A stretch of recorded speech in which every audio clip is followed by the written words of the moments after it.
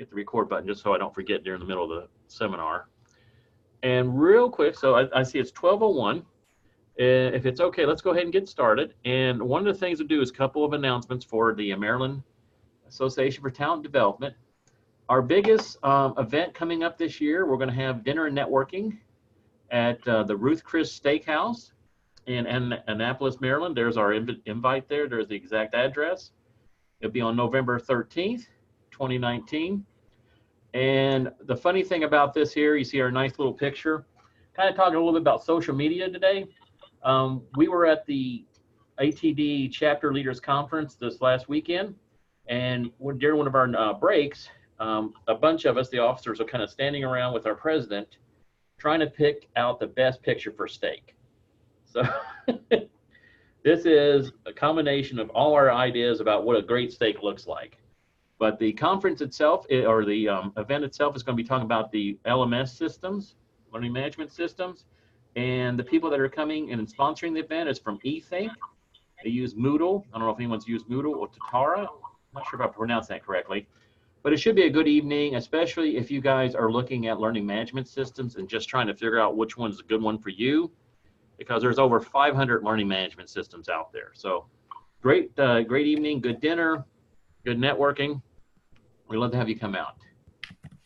All right, so any questions or anything before we get started? Well, what I want to do is talk about marketing training in the social media age. And this is me, Director of Finance. I'm also now the Director of Webinars because we had a board member leave. And we are having our board member elections coming up. So again, kind of a little shameless plug here. If you want to have some excitement, have some fun, want to serve on the ATD board, especially the Maryland board, it'd be great. Just contact myself or Lori Grego, who is our president, and we'll get that nomination process going for you. So I developed this. Oh, just first of all, nice disclaimer. I work at the U.S. Patent and Trademark Office. I also work at 2 different universities. Just want to make sure that these are my opinions. Doesn't reflect my employers. Just have to kind of put that in there. So that's a little legal language for you. But I developed this training about, it's been 3 years now.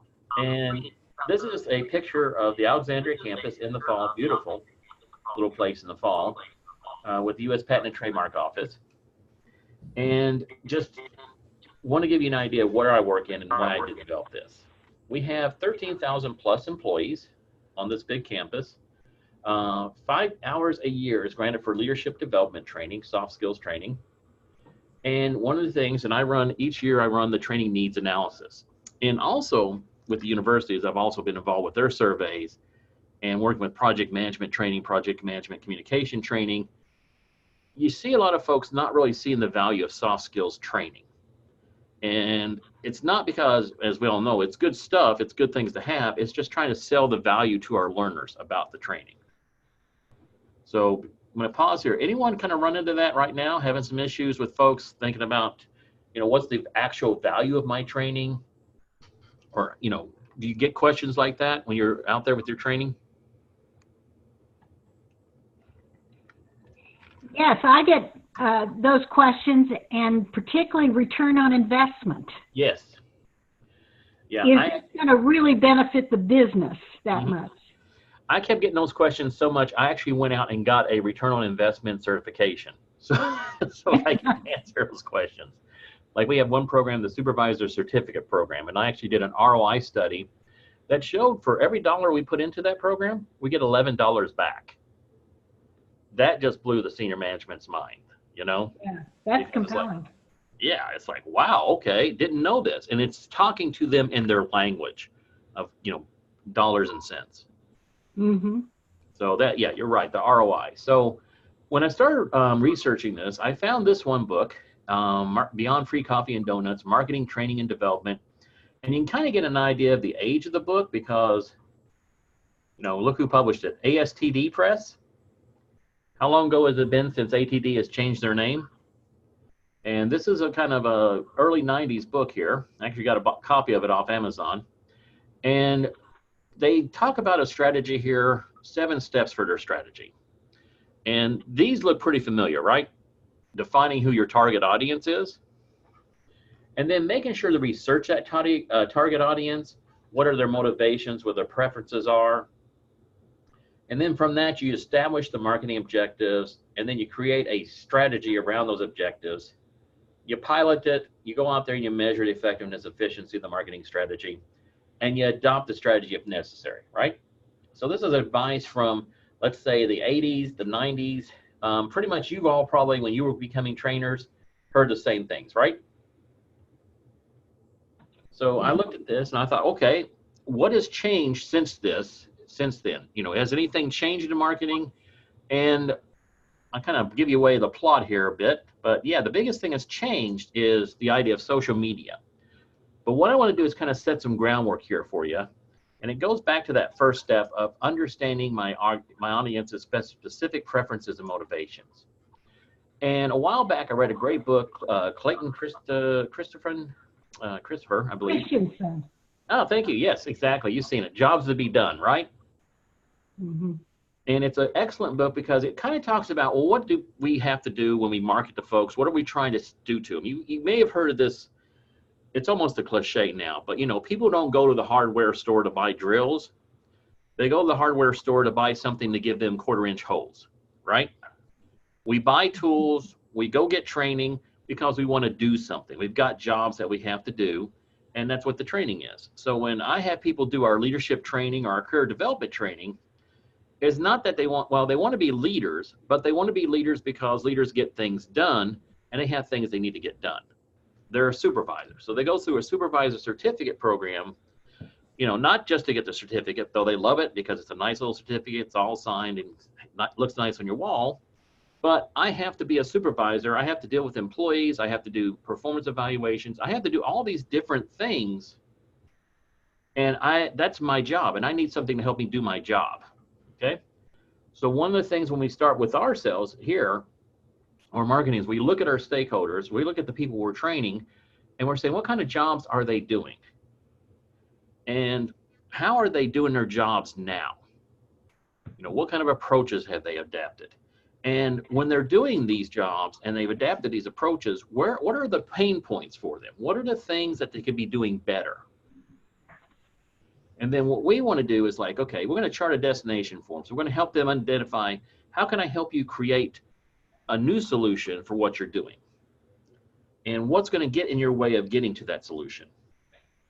And then I want to show you the value of adapting my solution and how, and I'm, you know, government agency, universities, we actually have to kind of beat some competition out there, but, you know, make our solution helping you to become better and more productive. So let me give you a concrete solution here, okay? I used to have a team of folks at another agency, and we were in the HR information systems, HIRS. And these folks would go and look at workforce statistics, and they would look at employment statistics, all the different things that we had to deal with, and we would create reports. So that was their job, creating reports, creating presentations, helping us set up our workforce strategy. Now, the pain point they were having is my folks weren't that good with Excel. Okay, Excel spreadsheets. I inherited a team that just did not have good use of Excel. And one of the things I determined here, well, that's the pain point. They were spent hours doing analysis because they didn't understand Excel formulas. And then when I introduced Access Database in there to help with the data, because we had a huge amount of data to work with, they had no clue how to work with it. So my first thing to do with the training was I need to teach them advanced Excel skills and Access skills. Okay, so my success criteria is if I can get them to a level of competence and performance, I can cut down the number of hours, because we were spending hours, lots of overtime, doing analysis, creating these spreadsheets and all these different things. And what I needed to do was get them trained. Now, I had a big obstacle. Can anyone in here guess what obstacle I had in trying to get them trained? And I bet it's a common one with every one of you. Anyone want to take a guess? They don't have time to do training. Absolutely. They did not have time to do training. You know why we didn't have time to do training? Because we were spending so much time building the reports and presentations, right? See how that problem got in the way of actually helping you with the solution? So what I did is I said, okay, for 2 days. I found, and I don't know, it used to be lynda.com, now it's LinkedIn Learning. I said, you guys are going to spend 2 days at your desk, 8 hours, both days, 16 hours total. I got a lynda.com playlist of Excel and Access programs I want you to go through. I'm going to take over your jobs for you for 2 days. Don't answer the phone, don't answer emails, don't answer anyone's request unless it comes from me and I come walk in your office, okay? And I did that. I isolated them, let them have 2 days of training. They thankfully got up to speed quickly, and the value to us, can you guess what the value was? We didn't spend hours analyzing, creating presentations, okay? So you see how this kind of helped me with the training right there? I saw what jobs they were doing. I saw the pain points they had. And then I figured out, okay, what's the success criteria? I needed to up their skills. I need to upskill them, and I need to give them the time because we didn't have time to upskill. So I need to carve out that time for them so that we can now do things faster and have more time. So how does that work for everyone? Does this make sense? Kind of going with the jobs to be done approach? Yes. Motivation, I think, is always key. Mm-hmm. And if the participant can see that this will help them, yeah, and they can personalize that, I think it really makes a big difference. Mm-hmm. Absolutely. This is why I like this value proposition canvas. I mean, I draw this on paper whenever I'm doing training programs. We talk about new training programs. I look at the circle, okay? Let me grab my little marker here. So you see, oh, there it is. Whoops, wrong place. So I look at the circle here and I concentrate on my customer. What are the jobs that they have right now? Okay. And what gains would they like to have? And what pains would they like me to take away? And what I do is I look at my gain creators and pain relievers. I look at the products and services that we offer from our training department. And I say, is it a gain creator? Do you get better at your job? Can you move up in your job? Or does it relieve your pain? Okay, it's all based around the customer's job. How many times have you had someone, and I hate when I get this on the evaluation, I don't understand why I was sent to this training. I don't know how that helps me, right? You may have had that several times, or a couple of times. I've had it a couple of times. And my thing is, when I look at this, I'm thinking, well, what job can I pin my products and services, my training products, my services to what their jobs are, and how can I show them I'm giving them more gains or relieving pains. All right. And this is the best way to get the team kind of looking around like, oh, hey, let's use micro learning. Okay. Let's use case studies. Okay. What does that do for me? How does that help? What does it do to help me with their jobs and relieve pain and give them gains? See what I'm doing here? It's a different way of thinking, but it is basically marketing. This is what we're doing here. We're thinking marketing wise. And this book is really good. I greatly enjoyed it, and I'm so sorry I left off the author's name, but it's called The 5 Touch Points of Customer Experience. And when I was looking at our marketing materials for our training departments, both here at the universities, I was thinking this is a great way to think about how people come to you and talk to you, okay? So I'm going to go through the 5 here, and just jump in if you've seen these before and if you have some examples where you may have used this. So the first one, of course, is the pre-touch. So around the campus, around the university, we've got brochures and flyers and digital displays and all these different things. And what we're trying to do is let customers kind of research us. Do they want to take this course? Is this course going to help them? And what can you guess I put into the pre-touch stuff? What kind of language, what kind of things do I put in there? Anyone want to guess? Well, I talk a lot about gains and pains. Gain and pain. Exactly. Really, here's the thing you'll gain from my course. Here's what you'll learn. Here's what you'll gain from it. Here's the way it'll relieve some of your pain for you. Okay? Trying to get them in there. And then we get the first touch, the customer's first engagement with the organization. And in some cases here, we may have like an introductory course. We may have a quick micro learning piece here or there, but it's basically, I want to give them a first impression. Anyone here taking online courses, and you've seen where the online course has like the first couple of sessions free, and then you pay for the rest of them. That's what they're trying to do there. They're basically having you come in and kind of get you, a sample, right? It's like at the ice cream store. They give you a sample of the latest ice cream flavor, see if you like it or not. And then if you like it, first impression works here, you want to go and get some more, right? So we've done the pre-touch, the first touch, and then we go into the core touch. This is when we start delivering. This is when we want to make sure people understand that we are relieving their pains, giving them gains. We are essentially saying you have made the right decision, and this is where we deliver the goods, right? So it's kind of like when the ice cream store analogy again. Okay, you've had a free sample. Now here's your ice cream cone. How you like it? Make sense so far? So we get to the last touch. And this is interesting. And this is one sometimes when I watch people do training, I wonder how they leave people. So in a lot of training courses, they do a great job, the pre-touch, the first touch, the core touch, and then we get to the last touch. And it's like, okay, now fill out this evaluation. Thanks. Okay.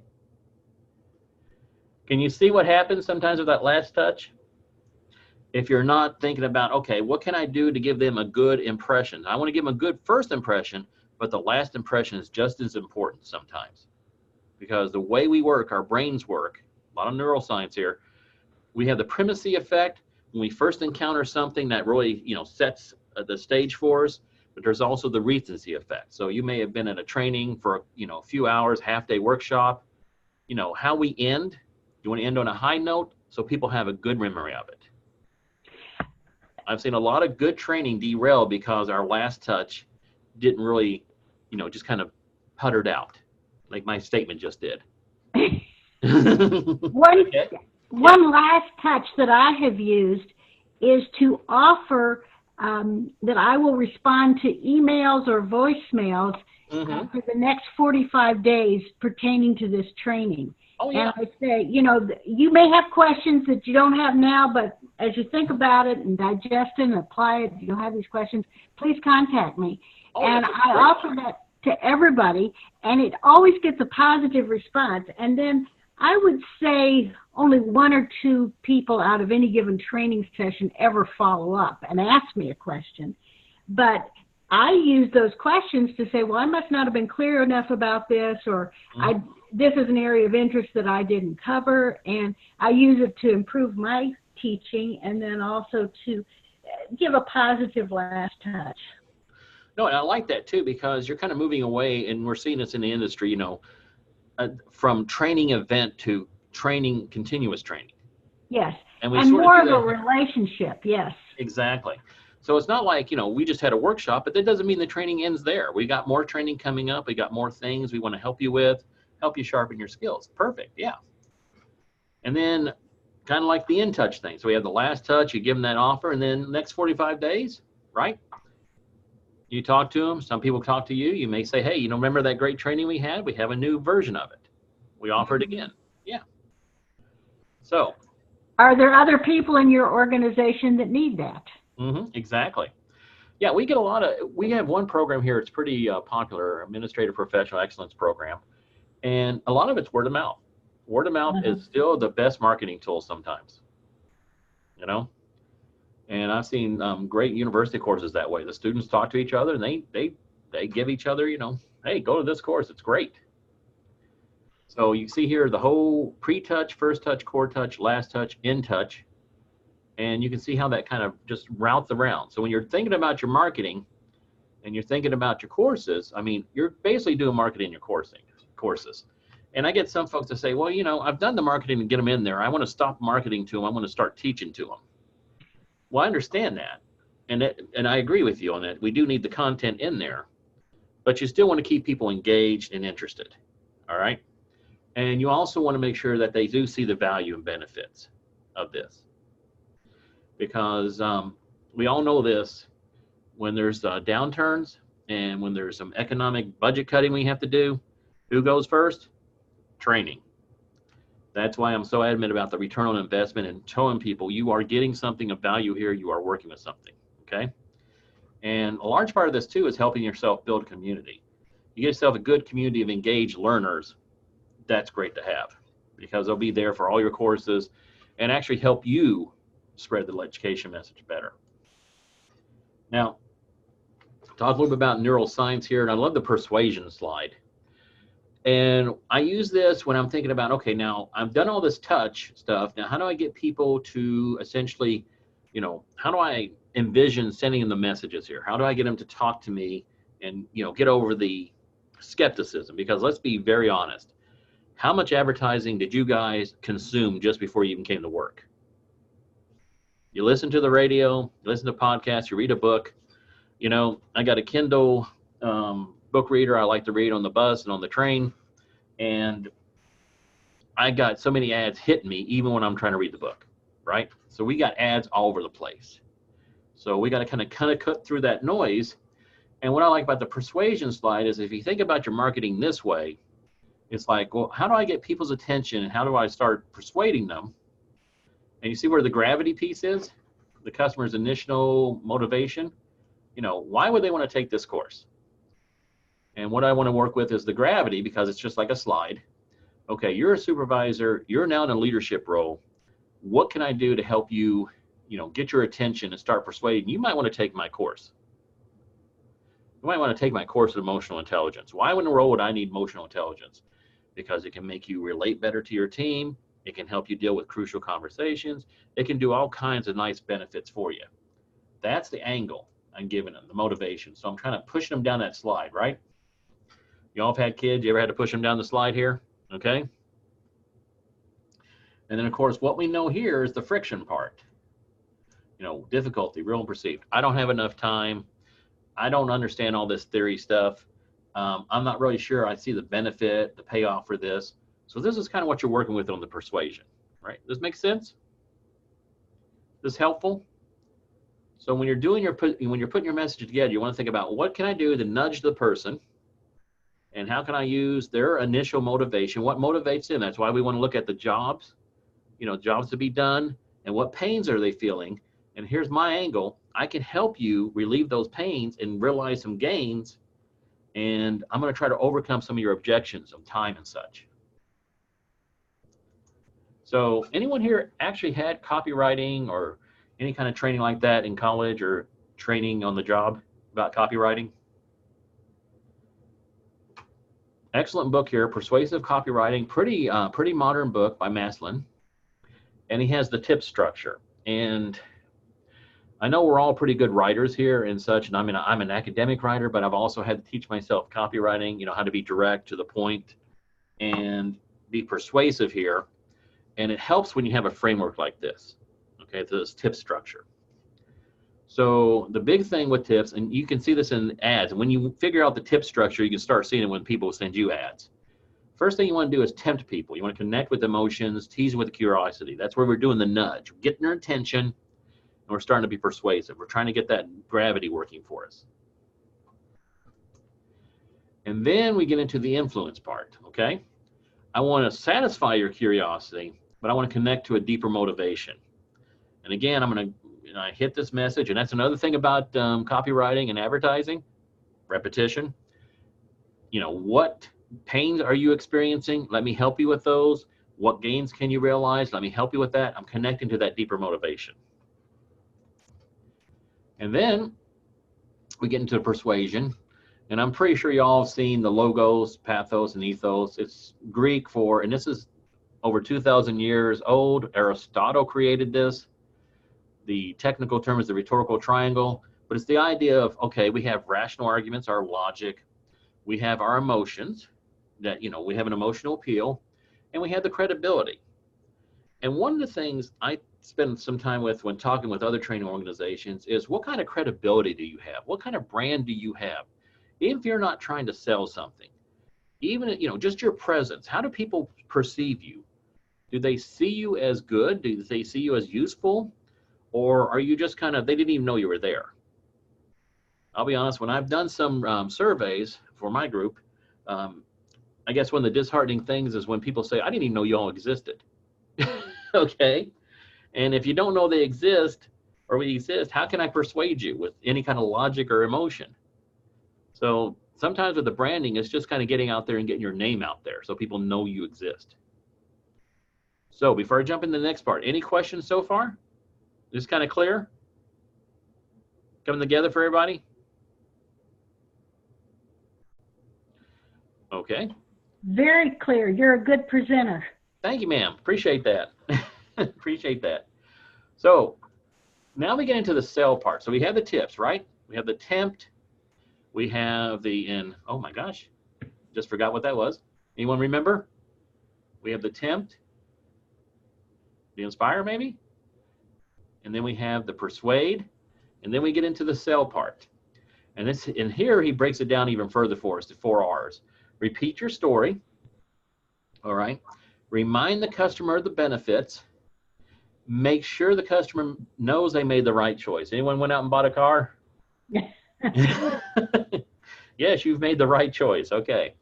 And then I changed this last one. Relieve the customer of their money. That's a little mercenary for me. How about this? I relieve the customer of their pains and help them realize their gains. So I've kind of added some more there. But you see what I'm doing there, right? Going back to pains and gains and going with, making sure people, here's why you did this. Here's why this is the benefit you're going to realize from it. You've made the right choice. And here, this is how you're going to realize gains and, relieve you of your pains. In terms of relieving them of their money, I do some training for a fee and some that is a voluntary pro bono training.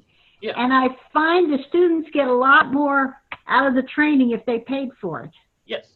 Because they're committed to following through.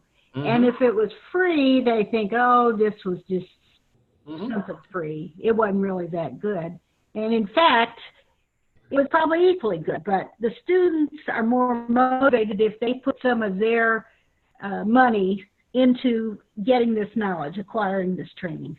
Right. Because they're seeing it as an investment in themselves. Yeah. I put some money in. I mean, I've done some, like with the certified professional training manager, that cost me $3,000 out of my own pocket. And when I was going through this and I was seeing how they set that up for me, it's like, you're investing in yourself, you're investing in your lifelong career. And here's what training managers will make, and here's how much you can expect over a lifetime. It's like, okay, so I can expect, pretty substantial gains here just for my initial $3,000, right? That's part of the marketing there. So it's like the benefits again. Okay, I'm giving you some money because I'm not moving up or I'm not going in my career the way I want to, and this will help me move ahead. So you're helping me elevate, you're realizing some gains for me, okay? And you realize, you relieve me of the pain of kind of staying in this dead-end job or staying in a job I don't like anymore. Now, another thing you bring up, and I remember my MBA classes, this was kind of interesting to me, was the whole idea of, taking something and putting a brand on it or putting some kind of premium on it. Like we had a great discussion in our class about T-shirts and how much it basically costs to make a T-shirt, which is pretty cheap. But if you put the right brand on it, I can start charging you, some people, thousands of dollars for that T-shirt, okay? Just because of the social status. And I have seen that with some folks that will take a class like our supervisor training class because they're a supervisor and it's a social status. I have my degree on the wall. Hey, look at me, I'm a supervisor. We had a great discussion this morning with a friend of mine about the university, about these digital badges. Y'all deal with digital badges in your training? Give them out or anything like that? Creating them is so easy. It's just a little pixel, little picture you can put on your LinkedIn profile, and people love those things. And they will pay our courses, and we pay, pretty good prices for our courses to have those digital badges on their LinkedIn profile. And if you want some fun, just kind of go through people. You can look at my LinkedIn profile. I got a bunch of badges on there too. It represents something. So that's good marketing right there. So that's when you talk about relieving the customer of their money, you're basically saying to them, well, yeah, you've got money, but here's the value I give to you. And it's much more than what I'm taking from you. Does that make sense? It's what I can gain from it. Yes. So just real quick, kind of quick review here. Tempt, influence, persuade, and sell. That's how you want to write your persuasive copywriting. So you want to kind of get their attention, kind of get them curious, because curiosity, people have to, they have to satisfy that curiosity. And then once they do, said, oh, okay, I can see this. And then you persuade them, yes, you're making the right choice. And then you do the final sell. So how do we do this in the training world, especially when I don't have anything to sell to you? Okay, my supervisor certificate program again. Hey, are you a new supervisor? You kind of feeling out in left field? Do you feel like you got the right skills for the job? Well, here's how we can make sure you know you have the right skills for the job, and how we can help you become more successful. And then we persuade you, well, here's the courses we have, here's how they're going to be useful for you. And the selling part here is, hey, would you like to make your job easier? Would you like to make your job more satisfying? Would you like to have better relations with your team? See the pains and the gains in there? The pain and gain language? Exactly. Now, this is another great book by Simon. And this is actually good for course design too, but I like using this for advertising, because think about advertising and how it works on us. All those catchy slogans out there. McDonald's. Anyone can tell me what the McDonald's slogan is? Maybe y'all don't go to McDonald's. I'm loving it. Their Subway, for a while there, they had that one crazy song about $5 footlongs. Okay. So the idea here is we share content here, and think about your training classes, right? And a lot of times in your training classes, you have cues in your content. So let's say, for example, I'm teaching a class on emotional intelligence, and one of the things I deal with is stress. And one of my cues is recognizing the signs of stress in yourself. So with some folks, it could be you start getting red in the face. You start feeling your face feel flush. You start feeling a tightness in your stomach. You notice cues, okay? So in other words, it's like, okay, I'm getting emotionally upset here. I can feel this. And you start searching your memory, and I have a model called the PAMA model, perception, appraisal, motivation, and action. And the first thing I do is say, okay, I'm feeling emotionally upset. What's caused me to be upset? What is the perception I have? Is this person threatening me? Do I feel like I'm being threatened?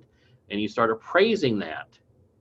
And then you start thinking, okay, well, I don't feel threatened. I think I'm overreacting. So the motivation now is to calm yourself down, execute on intentions. See how that works? See how that, basically it's the same thing in your training. It's just behavior modification in some cases.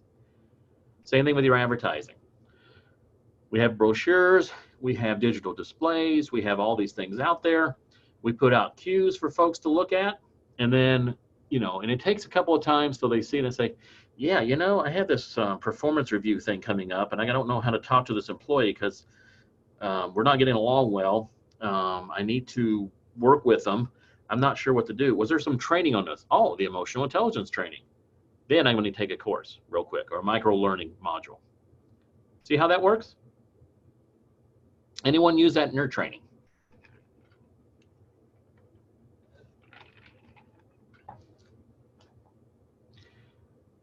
You probably do. You just may not realize it in some cases, but Simon's book is wonderful.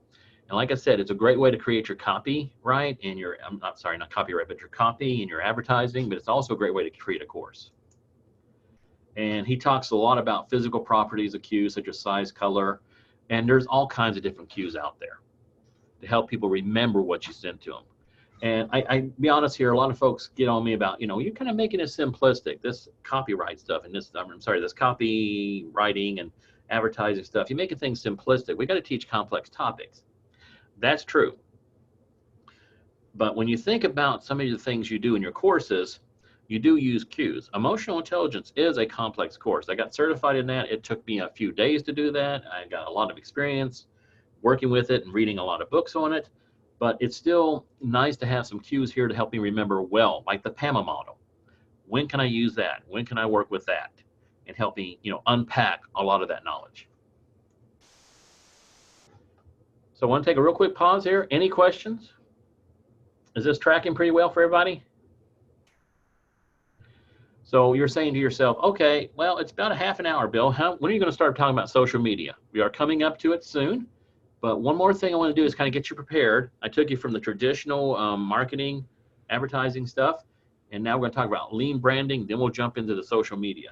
So we are on our journey. I just want to kind of set the foundation here for you. So Lean Branding by Bush, great book on this. and really talks about the brand. And when we talked about logos, ethos, and pathos, again, the ethos is your presence, your credibility. So think about the brand out there. How many of you are independent consultants, trainers? Do you think about your branding? And even if you're an internal training institute, training department, you still want to think about your branding. You want people to think about you in a good way and use you. All right. So a lot of good stuff. And all these slides will be available, by the way. And I even have a white paper if you want to read it. So I'll tell you at the end how to get a copy of the white paper. But as you can see here, a brand is essentially your story, and it's also a promise. And this is what you're telling people, that, if you come to my department, you're going to get good training, and you're going to be an effective leader, and you're going to have great conversations and great work with your team members. So the lean brand recipe, one of the fascinating things here is there's a lot like the original book that I was talking about. We're just adding some more new stuff. And then when the strategy here, you start getting to more of the social media marketing, landing pages. That's kind of the new stuff that was added on. So that's why I spent a lot of time with the foundation, because the marketing has changed somewhat, but I wanted to give you the good foundation there of the jobs to be done, the pains and gains, which is going to carry right over into the social media. In fact, it helps you even more with that. So I want to do a real quick summary, and then we're going to jump into social media. Okay. So any questions so far? Everything good? Yeah. So again, up the top, knowing your audience, establishing objectives, planning your strategy, and measuring the progress. And then we talked about what is the customer jobs to be done, what's the value proposition of your training, and if you don't really know what your value proposition is, break it down even further into what gains can people realize from my training, what pains can I relieve for them, and then what's the story I'm telling my folks through my brand. And I love this marketing, cue your customers to feel the future. So when Betty brought up the fact that, I have people and I have to sell them and they have to buy things, what they're buying from you is a future you, okay, or future version of themselves. It's like with my certified professional training management. I paid $3,000 because in the future, I can see myself with that certification and being a professional training manager, and with all the perks and benefits that come with it. All right. So that's what the advertising is. I'm selling you a better you in the future. Now, social media, as I promised. And what's so different about social media? Anyone have any answers? Ideas? Well, I think what's so different about social media is you are linking your brand to some other brand, be it Facebook, LinkedIn, or whatever. Right. So sometimes that's an impact. If your target customer gets their information via LinkedIn or Facebook or wherever, then you really almost have to be there to compete with where they're looking to acquire information about who are trainers. Right. In a lot of cases, your social media, you are sharing, your brand. So you're on Facebook, you're on LinkedIn, and there are some people that put out their own websites and try to do their own platform. And I see a lot of work with that, but still you're competing with all these other brands out there, and people, everything's a click away. That's the biggest thing to realize. So it's really important to make sure you got your brand awareness out there and creating a fan base. So when I've talked to some folks that have published their own books, their own training books and such, and they, the biggest thing they're told is when they are publishing, get an email list and create a fan base out there and make sure people know who you are, okay? And this is really important with researching your audience. What makes these folks click? So I'm helping right now put together some courses that we're marketing and project management for agile project management communication. And we are spending a lot of time on this term called search engine optimization, SEO. Everyone heard of this? We are building that course in around what terms do people search for and how do they find things on the web and what attracts them. So all the stuff that I'm writing about the course landing page, all that stuff is based on what are people most likely going to click on and jump on and search for. All right. And we were talking about that with the establish your most important metrics, the reach, the engagement, the conversions. All this basically means is how many people am I reaching? How many people are actually paying attention to my emails and my messages, and how many are actually buying? So if you've worked with something like SurveyMonkey or MailChimp or whatever, you know how many emails you send out, then there's a click rate, how many people have actually opened my email, how many people are actually buying my course. All right. So it's kind of like what we were doing before. It's just with social media, we have a lot of more data to work with and more of a reach. And you say to yourself, well, I work in an agency though. I work in an internal training department. You know, why do I need to worry about this? Even where I work at, we still send out articles to our, our weekly newsletter. It goes out, email newsletter. I send out email to folks and such because I'm trying to reach the 13,000 plus employees I have here. And I want to see how many are going to be taking my courses because I want to show that we are still viable and we still have a reason for existing. Okay. Now, and I think Betty kind of brought this up too. Your competitors are right next door to you, but you're next door to competitors too. So it's kind of a good way to kind of see what they're out there doing. Okay. So in some cases, some of you may not have to worry about that. I don't have competitors inside my office or in my agency. But if I'm going with the universities, we have other universities that are doing things and they have other courses. We want to see what they're doing, what they're offering. And I like what your author says here. Don't steal or copy, but find out what's working for them. Find out how you can tweak that. And here's, again, let's go back to the pains and gains. What pains are the competitors not answering that you can answer? And what gains can you give to your folks that the competitors aren't giving? So again, break it down into pains and gains. And there's that great article right at the bottom there, sproutsocial.com. This is where I pulled it from. And there's all kinds of articles about social media strategy. This one really worked well, I think, with the training world. Okay. But you see what we're saying here? Pains and gains. It's all pains and gains again. See what your competitors are doing about that. And then we want to create and curate engaging social content. The most fascinating thing about video and this idea of user-created video and themes is, how many of you are avid YouTube viewers? You like YouTube? How many of you go on YouTube? Probably a bunch of you, right? It's amazing how you can have some of the slickest, most professionally created videos, and it barely gets any clicks or anyone watching it. And then you have some kid in their bedroom, with just a camera on their laptop and just doing things, and they get millions of views. So in some cases here with social content, you're not really sure what takes off, and sometimes being a little rough around the edges is more appealing. And I bring this up because I've seen with training, I've seen some trainers go out there and they want to do the professional training video and they spend a lot of time and money on that.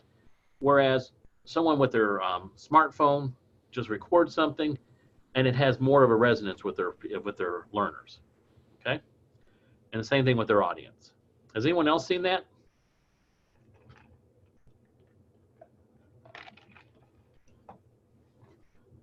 Okay, I'll take that as a yes. And one of the biggest things here too, when you're on the social media, things move fast. You want to make sure you're timely, take top priority. In the article, they talk about sometimes with people in the social media, they spend like 10 to 12 hours responding, when most folks expect a response in at least 4 hours. So if you're going to get into the social media and branding thing, make sure you've got a good team on top of that that can keep up with the branding timelines. And the nice thing about with social media is you got lots of data. It's real easy to do things like A/B test. I don't know if you ever heard of those, but Google does them all the time. Amazon does them all the time. They'll show half the audience one version of a website. They'll show the other half the audience another version of the website, and they'll see which one gets more click rates. They'll see which one gets more responses. And that's how you can kind of test it. So sometimes when we're doing courses, you can do a landing page for a course, and everyone here knows what a landing page is, right? It's a website that's just information about your course. You can see I can do landing page 1, landing page 2, see which one gets more people engaged with my course and want to take that course, and conversion rate. So we can do all this kind of stuff. And this whole idea about pivot, it comes from the design thinking world, the lean startup world. Basically what it says is, I've tried this strategy, it's not working, let's try to do something different. That's all what it means, okay? A little bit more in there, but it's basically the idea of, I've tried my course descriptions this way, let's try rewriting them another way and see what happens with that.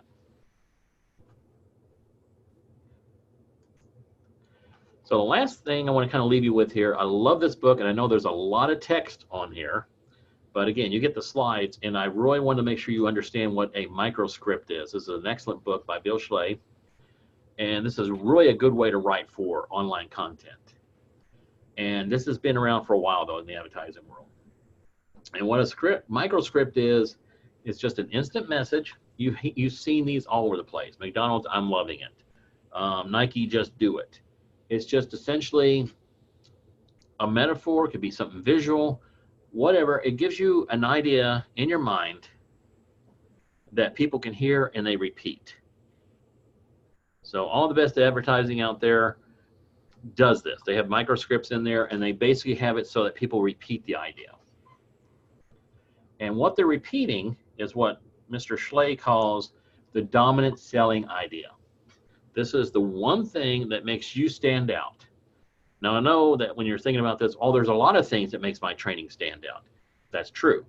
But if you had to pick one thing that people are going to repeat, that people are going to remember, what's the one dominant selling idea you have? So the microscript is kind of like the package for your dominant selling idea. So I just kind of threw up one here because of copyright rules. I can't really go out there and put McDonald's and, Gillette and all those other ones out here. So here's my microscript, training that makes your training better. So quick quiz here. What's the dominant selling idea? Anyone want to hazard a guess? I have a friend of mine that does this kind of training. She does train the trainers, and her idea is to make you a more effective trainer so that you can do, more effective training there and get more money that way. So that's the dominant selling idea. My training helps you become a better trainer. And that's the microscript, training that makes your training better. And a little visual image there. How's that work for you all? Good? So Bill Schley has 3 big rules about microscripts and the dominant selling idea. I like this first one. In the word of the mouth world, it is not really important what people hear, but what they repeat. Because we hear a lot of things all day long. But what do people repeat to each other? And I even test for this when I'm talking to folks about our training. And I want to know what phrases they're using and what ways they talk about our training. And I want to see if they're repeating it back to me. So if I have a good dominant selling idea and it's in my microscript, I want to see if they're repeating my microscripts back to me. So for example, I have a slogan, we help you reach your potential. And I keep listening when I talk to folks, how many times do they talk about potential, their potential, reaching their potential. I want to see what they're doing there because that's the dominant selling idea. We're here to help you reach your potential, become more of yourself, gain, what you want, your future self. That's what we're testing for. All right. So the second summary, again, still the same ideas here. Know your audience well. Have you ever had training that has you're wondering why in the world they had the training or who was this training for? You don't want to have that kind of stuff there. You want to have what kind of marketing objectives, all right? So who's my audience? What do I need to do to reach them? And how do I measure the progress? I've added a couple of new things. Benchmark your competitors, not because you're stealing from them, but see what pains and gains they're leaving on the table and how you can scoop those up. We had an interesting little talk before about WebEx versus Zoom.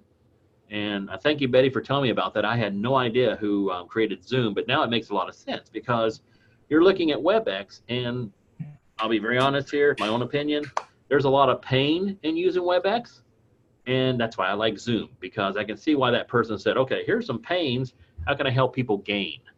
All right? So WebEx was leaving me a lot of pain on the table, and I can pick it up. And remember this, what people repeat is what they remember, that's the cues, and people repeat and are cued by micro skips, okay? And I don't care how complex the topic is. How about general relativity? Einstein's theory of general relativity, okay? Complex, a lot of people didn't understand it when it first came out, but I can give you a micro skip that can cue you. E equals mc squared. Even little kids know that one. And if they're smart enough kids, they know energy equals mass times the speed of light squared. But see what they're doing here? We're encompassing a lot of theory and a lot of ideas into a microscript. And what's the dominant selling idea? With that one, energy equals matter. Okay? In your case, emotional intelligence equals better conversations, happier teammates. See how we're working this? I want to thank everyone for being here. And thank you for sticking with me. I know we had a couple of drop off, but that's okay. We're all in training. We know what that's like. And this is how you can reach me. If you like a copy of the thought piece, and I'm actually going to be working on a new version of it. I'm the kind of person, I have to write down what I'm thinking so I understand what I'm doing. And I had a nice little thought piece here with some all the references and everything there. I'll send you a copy of the slides if you're interested. Please connect with me on LinkedIn. And also, kind of like as Betty said here, if you'd like to talk to me afterwards or if you have some further questions, please contact me at my email address. But I am open now for some questions right now, and we have 7 more minutes till the top of the hour.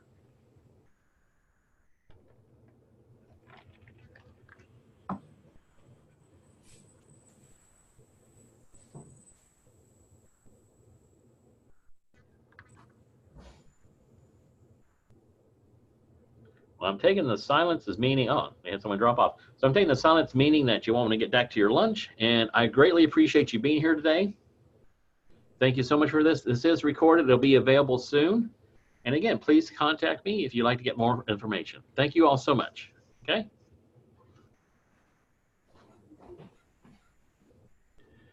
And let's see.